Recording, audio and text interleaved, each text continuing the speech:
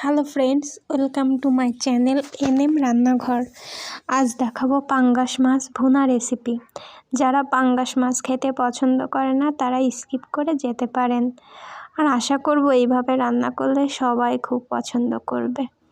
তো প্রথমে আমি মাছ ধুয়ে নিয়েছি, ভালোভাবে ডলে ধুয়ে নিয়ে এর ভিতর লবণ এবং হলুদ মিক্সার করে একটু চারপাশ দিয়ে ভালোভাবে মাখায় নিয়ে গরম তেলে ভেজে নেব। এর ভিতর একটু সর্ষের তেল দিয়ে মাখিয়ে নিয়েছিলাম। এবার গরম তেলে একে একে মাছগুলো দিয়ে দেব। দিয়ে চুলার আঁচ একেবারে মিডিয়াম আঁচে রেখে অনেকক্ষণ ধরে মাছগুলো এপিট ওপিট ভেজে নেব।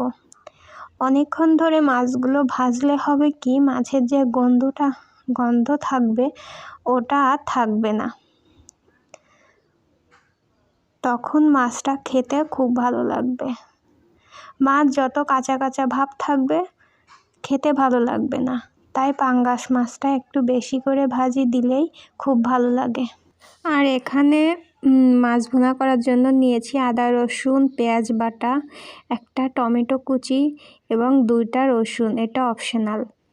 এবার গরম তেলে পেঁয়াজ রসুন আদা বাটা দিয়ে নেড়ে চেড়ে একটু ভেজে নেব যতক্ষণ পর্যন্ত পেঁয়াজ এবং রসুনের কাঁচা গন্ধ চলে না যায়। পেঁয়াজ রসুনের কাঁচা গন্ধ চলে গেলে এর ভিতর কুচি করে রাখা টমেটো দিয়ে মিডিয়াম আঁচে রেখে একটু ভেজে নেব। ভেজে নিয়ে এর ভিতর অল্প একটু জল দিয়ে এর ভিতর একটু জিরার গুঁড়া, যতটুকু পরিমাণ ঝাল পছন্দ করবে ততটুকু পরিমাণ মরিচের গুঁড়া এবং অল্প একটু লবণ এবং পরিমাণ মতো হলুদ দিয়ে মশলাটা নেড়েচেড়ে কষিয়ে নেব। এই পর্যায়ে মশলাটা একটু ঢেকে রাখবো, এতে টমেটোটা খুব ভালোভাবে সিদ্ধ হয়ে যাবে।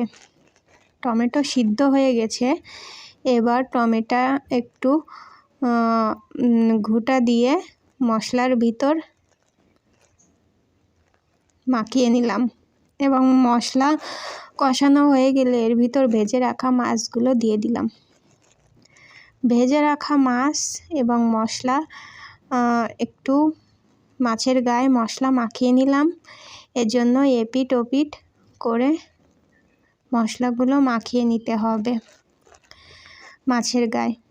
এবার এইভাবে কিছুক্ষণ রান্না করে এর ভিতর অল্প একটু পরিমাণ জল দিয়ে দিলাম। জল দিয়ে মাছটা মশলার সাথে মিশানোর জন্য একটু ফুটে উঠলেই এর ভিতর 2 পাশ কেটে রাখা গোটা রসুন 2টা দিয়ে দিলাম। এবার মশলার গা থেকে তেল ছেড়ে দিলে এর ভিতর পরিমাণ মতো জল দিয়ে দেব। যতটুক পরিমাণে ঝোল রাখবো ততটুক পরিমাণে বুঝে শুনে জলটা দিতে হবে।